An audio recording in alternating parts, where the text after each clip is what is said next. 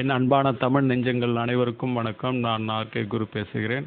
இன்று பேச போகிற தலைப்பு வாழ்வில் நாம் நடிக்கும் போலியான நடிப்பு அதை உண்மை என்று நம்பிக்கொண்டிருக்கிறோம். இதை பற்றி தான் பேசப் போகிறேன். கவனமாக மற்றும் பொறுமையாக கேளுங்கள்.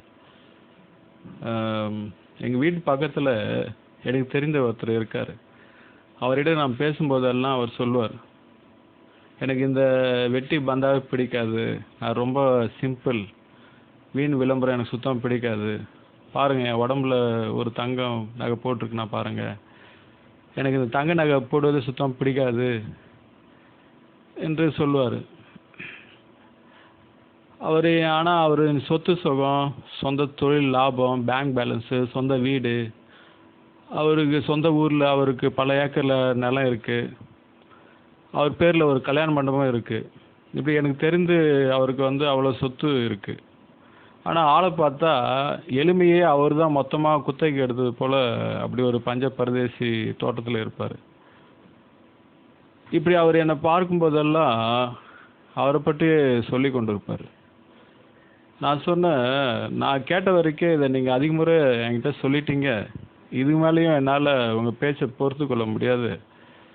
விளம்பரம் பிடிக்காது, தங்கம் பிடிக்காது, எந்த ஆடம்பரமும் பிடிக்காது என்று திரும்ப திரும்ப சொல்கிறீங்களே, நீங்கள் இப்படி சொல்லுவதே ஒரு விளம்பரம் தானே, உங்களுக்கு தெரியலையா? நீங்களே உங்களை சுய விளம்பரம் செய்து கொள்கிறீங்களே, இது உங்களுக்கு சரியாக தவறா என்று தோணலையா என்று கேட்டேன். அவர் என்னை ஒரு முறை ஏறிட்டு பார்த்துக்கிட்டு பதில் எதுவும் சொல்லாமல் அங்கேருந்து போயிட்டார். அப்புறம் அவர் என்னை பார்க்கும்போதெல்லாம் தன்னை பற்றி அந்த எளிமை புகழ் பாடுவதை நிறுத்திக்கிட்டார். நான் ரொம்ப எளிமையானவன் என்று சொல்லுவதும் ஒரு வித விளம்பர நோக்கம்தான். வசதி வாய்ப்பு இருந்தால் அனுபவிக்க வேண்டியதுதான். எதுக்கு தன்னை வருத்தி கொண்டு கபட நாடகம் ஆடணும்? நம்ம என்ன சாப்பிடணும் என்று பிறர் என்ன முடிவு செய்வது? நம்மளுடைய முடிவு, நம்மளுடைய வாழ்க்கை நம்மளோடதாக தான் இருக்கணும். இது அடிப்படையில் தான் நம்மளோட வாழ்க்கை அமையணும்.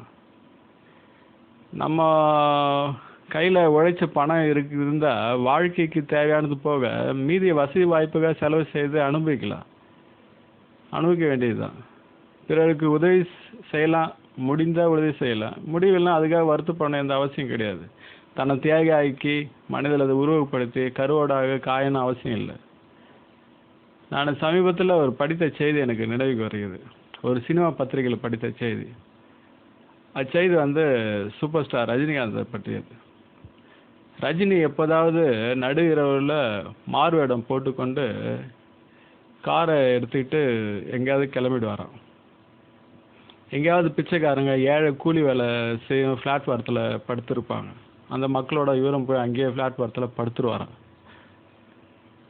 சில பேர்கிட்ட கேட்பான் ரஜினி, நீங்கள் படம்லாம் பார்ப்பீங்களா, இந்த சூப்பர் ஸ்டார் ரஜினின்ட்டு சொல்கிறாங்களே அவரை பற்றி என்ன நினைக்கிறீங்க, அவர் படம்லாம் பார்ப்பீங்களான்னு கேட்பாரான். அவன் சொல்லுவாங்களா, ரஜினி ஒரு நல்ல மனுஷன், ஏழைங்களே உதவக்கூடியவர் தான், பிடிக்கும் அப்படின்னு சொல்லுவாங்க. இதை இப்படிலாம் பேசிட்டு அந்த பொழுதை அங்கேயே கழிச்சிட்டு வருவாராம். அவருக்கு வசதி வாய்ப்பு, காசு பணம் மேலே அப்படி ஒரு வெறுப்பு வந்துடுச்சு, புகழ்ச்சி மேலே ஒரு சலிப்பு வந்துடுச்சு என்று இப்படியெல்லாம் நாம் நினச்சா அது நம் தவறு.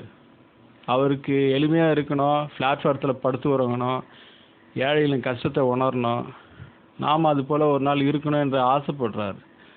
அது அவருக்கு சரியாக இருக்கும். ஆனால் அதே பிளாட்ஃபாரத்தில் படுத்து வரவங்க பிச்சைக்காரனுக்கு ரஜினி போல் வாழணும்னு ஆசை இருக்காதா? அவர் போல் வசதி வாய்ப்பு அனுபவிக்கணும்னு ஆசை இருக்காதா? இருக்கும்ல, நியாயம் தானே? அதுக்கு ரஜினி என்ன செய்திருக்கணும்? அந்த பிச்சைக்காரங்களை அவர் வாழும் வசதியை அன்றைய பொழுது ஏற்படுத்தி கொடுத்து விட்டு இவர் அவரோட வாழ்க்கைக்கு ஆசைப்படுறார். அது தப்பு கிடையாது, அது சரியாக இருக்கும்.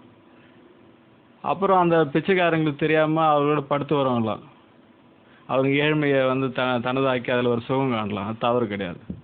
ஆனால் ரஜினி அப்படியெல்லாம் செய்கிறாரா? இல்லையே. பாதுகாப்பாக நிலம் போல சொத்து சுகம் வசதி வாய்ப்பெல்லாம் ஏற்படுத்தி கொண்டு ஒரு பாதுகாப்பான ஒரு கட்டமைப்பை ஏற்படுத்தி கொண்டு வாழ்க்கையின் அடித்தளத்தை மிக உறுதியாக அமைத்து கொண்டு நட்டனர் ராத்திரியில் ஏழ்மை வேஷம் போடுறாரு. இது அவர் போடும் பல வேஷத்தில் இது ஒரு வேஷம். அப்படி ஒரு தேவையாக இருக்குது அவருக்கு. மேலே என்னிடம் ஆரம்பத்தில் நான் சொன்னது, என்னிடம் பேசி எளிமை புகழ் நபரும் ரஜினிக்கும் ஒரு பெரிய வித்தியாசம் இல்லை. இருவரும் ஒரே மாதிரி ஆட்கள் தான். இதுபோல் நாட்டில் நிறைய நபர்கள் இருக்காங்க. ரஜினி பாபா குசேல்னு 2 படம் நடித்தார். அந்த 2 படமும் தோல்வி படமாக தான் அவருக்கு அமைஞ்சது. அடுத்து நடிக்கும் படம் வந்து வெற்றி படமாக அமையணுன்ட்டு அவரின் நோக்கம் இருந்தது. அப்போ கன்னடத்தில் வெளிவந்து நன்கு ஓடிய வெற்றி படமான சந்திரமுகி கன்னடத்தில் இருப்பார். அது இயக்குனர் பி. வாசு தான் கன்னடத்தில் இயக்குனார். தமிழ்லாம் அவர் தான் இயக்குனார். அந்த படம் மிகப்பெரிய வெற்றி படமாக அமைஞ்சது ரஜினிக்கு. மீண்டும் அவர் வெற்றி உறுதி செய்யப்பட்டது. பாபா குசேலன் படம் தோல்வி படம் அடைஞ்சதுனால அவர் எப்படின்னா வெற்றி அடையின ஒரு உந்துதலில் சந்திரமுகி மிகப்பெரிய வெற்றி அடைஞ்சது. அவர் பிரபலமான நபர்கள்லாம் ஒரு நட்சத்திர விடுதியில் பார்ட்டி வச்சார். அங்கே அவர் சொல்கிறார், நான் மீண்டும் ஜெயிச்சிட்டேன் என்று ரொம்ப ஆவேசமாக அங்கே இருக்கவங்களாம் சொல்லியிருக்காரு. இச்செய்தியை நான் ஒரு சினிமா நாளிதழ் தான் படித்தேன். பாபா குசேலம் படம் தோல்வி படம் அடைஞ்சதுனால அவர் அந்த வெற்றி படத்துக்கு அவரை அழைச்சிட்டு போயிருக்கு. நான் வெற்றி அடைந்துட்டேன்ற மகிழ்ச்சி அடைஞ்சார். தோல்விக்காக வெற்றியை விட்டு கொடுக்க அவருக்கு முடியல. தோல்வியும் பக்கத்தில் வச்சுக்க அவர் விரும்பலை.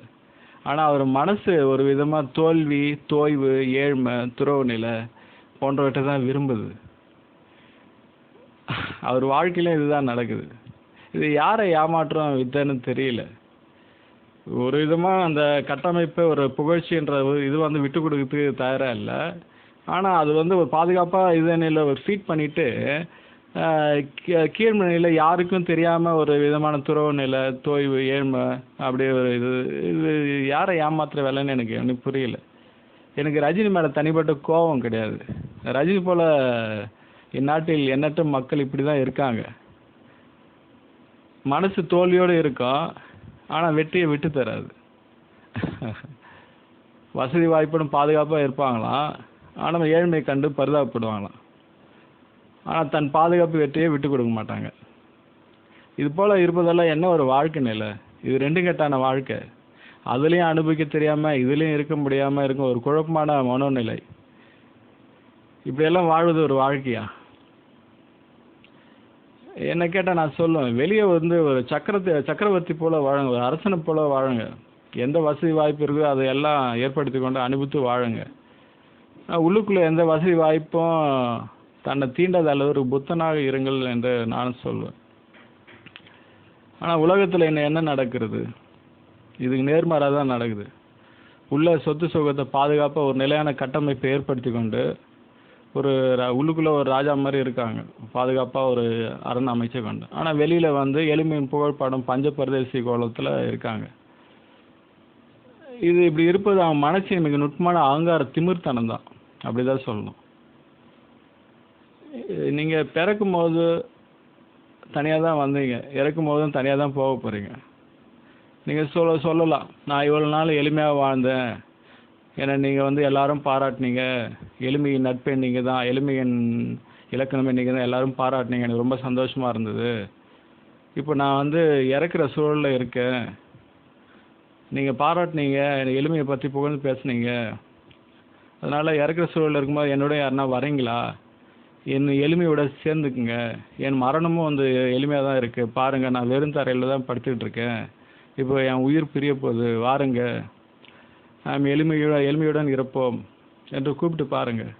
அவன் வாயிலேருந்து இதுதான் வரும். இவன் என்ன சுத்த கிறுக்குனா இருக்கானே, இவன் இவ்வளோ நாள் நல்லா தானே எளிமையாக இருந்தான், இப்போ சாக போகிறான், இப்போ நம்மையும் கூப்பிட்றான் என்பார்கள். இதுதான் நிலைமை.